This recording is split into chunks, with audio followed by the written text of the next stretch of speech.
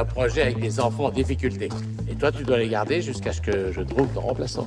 Ok, je vais essayer. Non, non, t'essayes pas. Tu fais en sorte. Bonjour. D'habitude, les gens, comme ils répondent.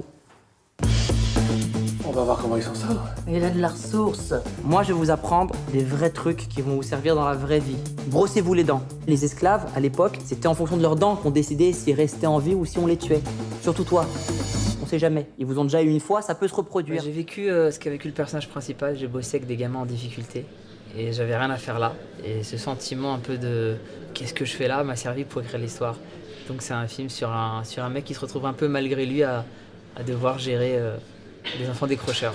C'est un truc que j'avais pas vu, donc je trouvais ça intéressant d'avoir deux films en un, avec une vraie volonté de perdre le spectateur, c'est-à-dire de se demander où je suis. T'as la partie en France très comique, avec des chants contre chants dans un endroit qu'on connaît, et puis t'as l'autre partie, tournée au Maroc, mais c'est pas censé se passer au Maroc dans le film, avec pas les mêmes acteurs, pas la même époque, pas les mêmes costumes, pas la même langue, et pas la même façon de filmer.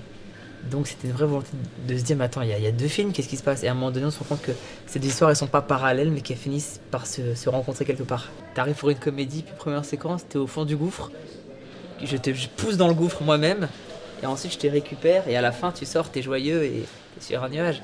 C'est ce mélange de sentiments, comment on appelle ça, j'appelle ça la machine à laver interne, moi, où il se passe un truc où tu sais plus où tu vas.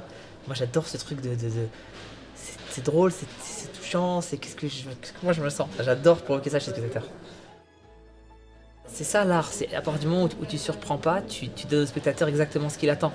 Donc dans le meilleur des cas, tu le satisfais, puis dans le pire, tu le déçois. Alors que quand tu essaies de surprendre, dans le pire des cas, tu le déçois de ouf, parce que vraiment il se dit mais je sais pas ce que je voulais voir, je voulais voir le truc que je connaissais moi de cette personne-là, et il me donne complètement autre chose et j'aime pas. Mais dans le meilleur des cas, si tu arrives à le surprendre, tu l'emmènes trop loin. Et c'est le but, il faut toujours essayer de surprendre le public, parce que le jour où ils t'ont cerné et tu leur donnes ce qu'ils attendent, bah t'es un frigo en fait.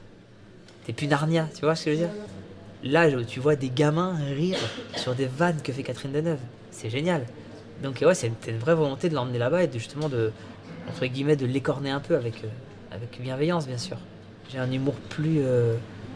humour assez écrit. C'est-à-dire que c'est pas mieux et c'est pas moins bien, c'est autre chose. C'est pas des gags visuels, ça va très très vite. Enfin voilà, moi j'aime bien instaurer un dialogue, j'aime bien ce que j'appelle l'humour de chipotage.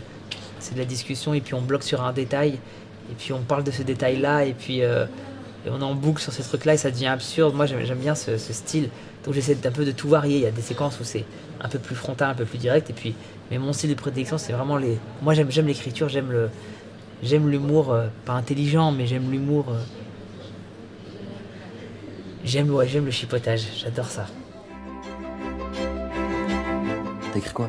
HOPLA, des œufs plats. J'ai pas le temps, fais-moi des œufs plats. C'est un film sur la rédemption, sur la transmission, c'est un film sur le fait de pas juger un livre à sa couverture. Et le thème en vrai il est anecdotique. Ce qui compte c'est ça. Je connais pas vraiment votre histoire, mais ton ami, là, je pense pas que ce soit un bon exemple pour les petits. On lui a beaucoup pris à ce gamin, mais il a un bon fond.